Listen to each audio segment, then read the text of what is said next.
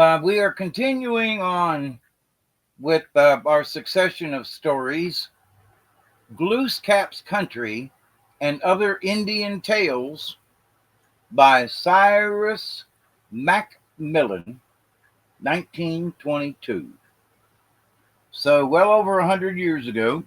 And these were stories that were told to this gentleman, and he typed them up, printed them up, and they sold books and stories. So, this particular one is Rabbit and the Grain Buyers. I don't think that the natives would have used that terminology. I think grain buyers is an American or French type of colloquialism, if you will. All right. So, because that was one of the first things that jumped out at me. I was like, grain buyers? That sounds like tobacco buyers or cotton buyers, which they have around here and, other places. So, but anyway, so the story is Rabbit and the Grain Buyers. Once, long ago, when the Indians lived in Canada, before the white man came, Rabbit was very lazy. He had worked long for Glooskap, the great ruler of the people, as a forest guide, but his toil was not appreciated or rewarded. He saw all the other animals idling their time away, taking their ease all day long and doing nothing but filling their bellies with food and sleeping all the afternoon in the hot sunshine. And he said, "Why should I work for other people when nobody works for me?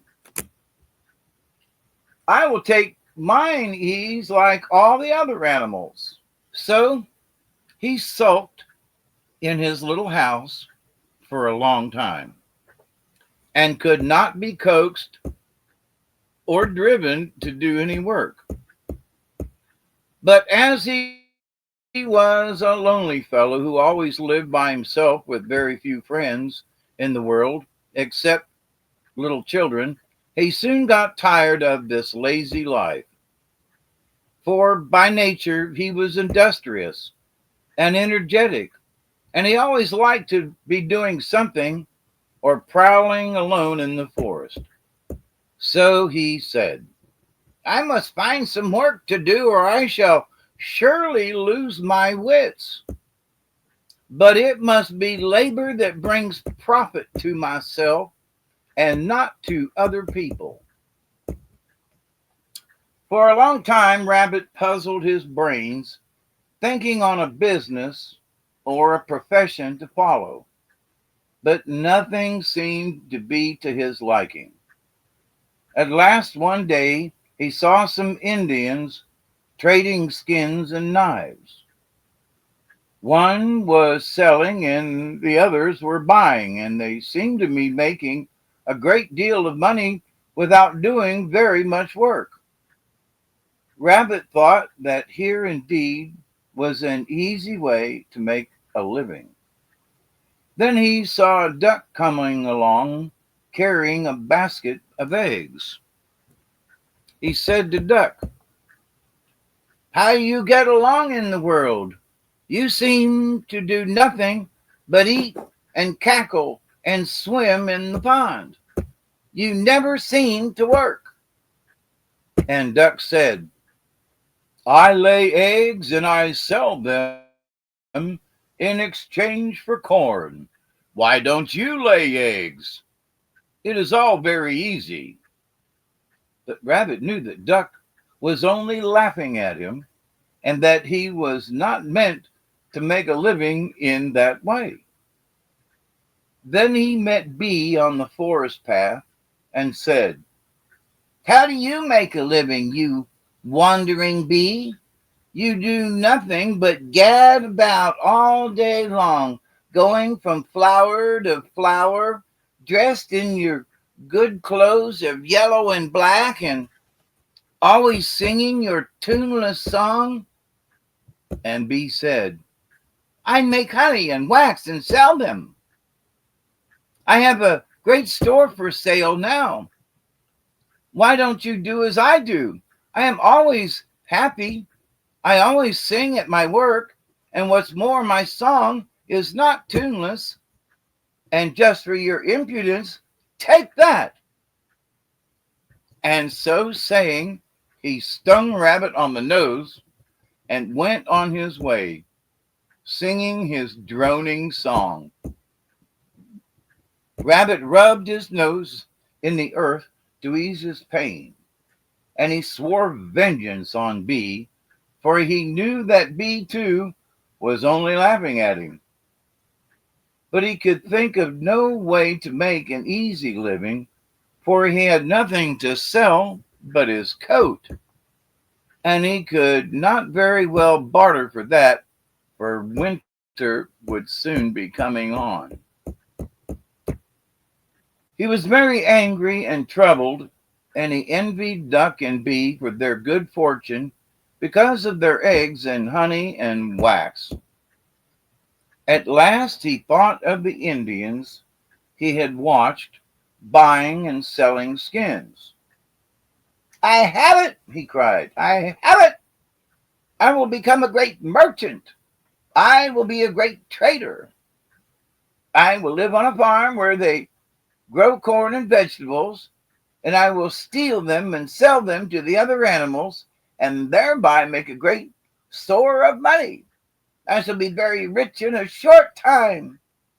So, very happy, he went to a field near which was a vegetable garden, and in it were growing Indian corn and all kinds of grains, which he knew the other birds and animals would gladly buy.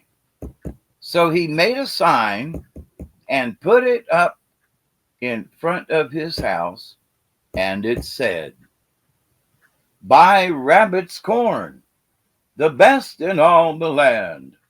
It will grow without rain. There is only a small quantity left. Orders taken here. Then he sat in his house and waited. Soon many buyers began to arrive. They were curious, and they wanted to see what kind of a merchant Rabbit would make.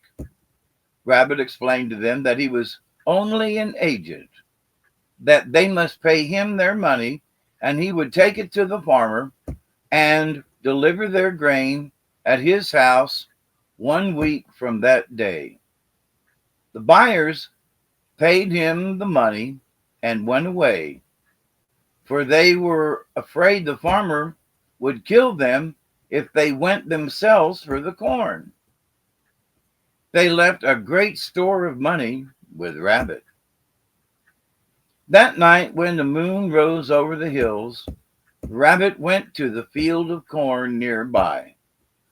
But the farmer had spied him thieving that afternoon, and he had placed around his corn a fence of strong netting, which poor Rabbit could not get through. And he had also placed around the field many watchdogs, which growled and snarled and frightened thieves away. Night after night, Rabbit tried to slip into the field, but without success. And the week passed, and he still had no corn for his customers, who he knew would soon be arriving for their goods. And meanwhile, he had spent all their money, and he knew they would all fall upon him and kill him if he failed to keep his word and deliver their purchase. At last, when the day agreed on arrived, he saw his customers coming for their grain, and he hoped that his tricks would save him, as they had saved him so many times before. He sat in his yard playing his flute when Earthworm, his first customer, arrived. Good day, said Rabbit. Good day, said Earthworm. I have come for my corn. for a week has gone by. Very good, said Rabbit. But first we shall have dinner. It will be ready in a few minutes. You must be hungry after your long journey. As they sat waiting for the dinner, they saw Duck, another customer, waddling up the path with her basket on her neck. And Rabbit said, Will not old Duck who comes here want to eat you up? And Earthworm said, Yes, yes, where shall I hide? And he was much excited. Hide under this clamshell, said Rabbit. So Earthworm crawled under the clamshell and sat very still, trembling for his life. When Duck arrived, Rabbit said, Good morning. Good morning, Mr. Merchant, said Duck, wishing to be polite. I have come for my corn, for it is the appointed day of delivery. True, true, said Rabbit, but first we shall have dinner. It will be ready in a few minutes. It will be an honor for me to have you dine with me. As they sat waiting for the dinner, Rabbit said, Would you care to eat an earthworm before your dinner? It would be a very good appetizer for you. And Duck said, Thank you very much. I am very fond of earthworms. Rabbit lifted the clamshell, and poor Earthworm was quickly gobbled up by Duck. And Rabbit, laughing to himself, thought, Now I'm getting rid of my customers. As Rabbit and Duck sat talking, they saw Fox trotting up the path. He was another customer coming for his corn. And Rabbit said courteously, Madam, I see your old enemy Fox is approaching. He will probably wish to eat you up. You better hide. And Duck, with her feathers all ruffled with excitement, said, Yes, yes, where shall I hide? And Rabbit said, Hide under this basket. So Duck crawled under the overturned basket and sat very still. Soon Fox came in and said, Good day, Rabbit. I have come for my corn, for I am in sore need of it to catch chickens. And the 7 days have passed. You are very punctual, said Rabbit. But first let us have dinner. It will be ready in a few minutes. It will make you stronger to carry your heavy load. As they sat waiting for their dinner, Rabbit said, Listen, Fox, would you care to eat a fat duck now? It would be a tasty bit for you before you dine. And Fox said, You are very kind. I always like to eat a duck before any my dinner. Rabbit knocked over the basket, and Fox quickly devoured poor Duck until not a feather remained. And Rabbit laughed to himself and said, Surely I am getting rid of my customers very easily. As Rabbit and Fox sat talking over old times in the forest, they saw Bear coming lumbering up the path, tossing his head from side to side and sniffing the air. And Rabbit said, Bear is in a bad temper today. I wonder what can be the cause. And Fox said, This morning I stole all his honey, and he saw me running away. He sent you here, said Rabbit. Will he not kill you if he finds you? Perhaps you ought to hide. Yes, yes, said Fox. But where shall I hide? Hide in this box, said Rabbit. and Fox sprang into the box, and Rabbit closed down the lid. When Bear arrived, he said gruffly, for he was in a bad temper, "Good day, Rabbit. I have come for my corn, and I must have it quickly, for I must be on my way. It is the appointed time." "It is indeed the appointed time," said Rabbit. "But first we shall have dinner. It will be ready in a few minutes, and I never let a wayfarer leave my house without first taking nourishment. I have today a dish of fresh fish, which you like very well, and we have never yet dined together." And Bear agreed to wait, and his gruffness left him at the thought of his good meal, for he was a great fish eater, and he talked pleasantly. Then Rabbit said, "I have a secret to tell you. Let me whisper it." He put his mouth close to Bear's ear and said, "Old Fox, the sly thief who stole all your honey this morning is hiding in the box by your side. He came here to boast about his theft, and he laughed loudly to me as he told me how easily you were cheated. He called you lack brains." Bear was very angry, and at once he knocked the lid from the box and killed Fox with one blow of his powerful paw. And Rabbit said to himself, "What luck I am having! There is another of my customers gone." But he wondered how he was to get rid of Bear. Then he scratched his head and thought.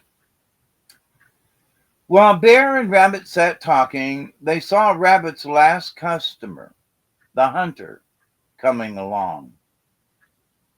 Bear would have run away, but it was too late. "Will the hunter not want to kill you?" said Rabbit, glad to think that here was the end of poor Bear. "Indeed he will," said Bear. Oh dear, where shall I hide?" "Hide under my bed in the house," said Rabbit. Poor Bear quickly dashed into the house and crawled under Rabbit's bed with great difficulty, for he was very fat and the bed was very low, and he had to lay himself out flat on the floor. But he was comfortable in the thought that he would soon escape. When Hunter arrived, he said, "Good day, Rabbit. I have come for my corn, for my children need bread." "You shall have it," said Rabbit, "but first we must have a bite to eat. I have not very much to offer you, but I can give you in a few minutes some hot pancakes and fresh maple syrup." The hunter was well pleased with the thought of such a good meal, and he said he thought he would be glad to wait.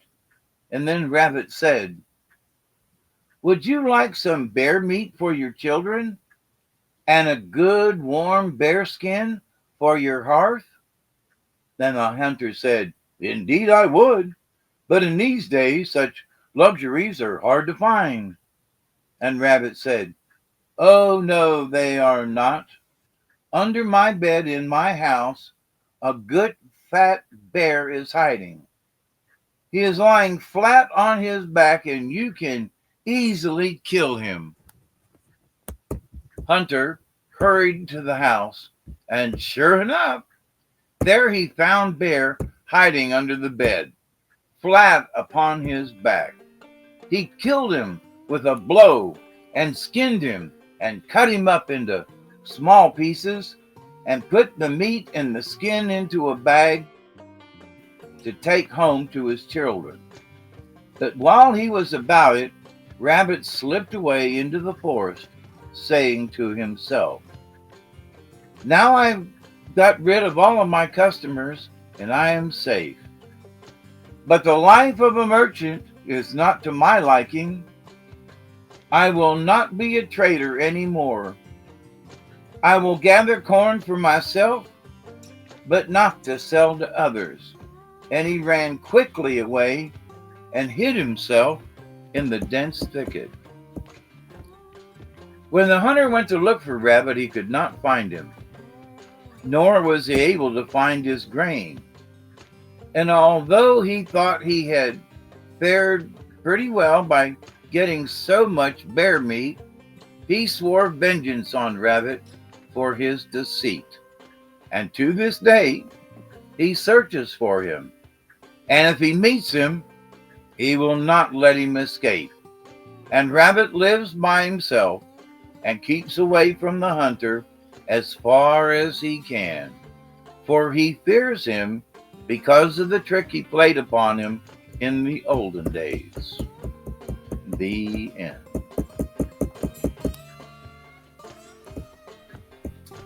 So how about that for a story time?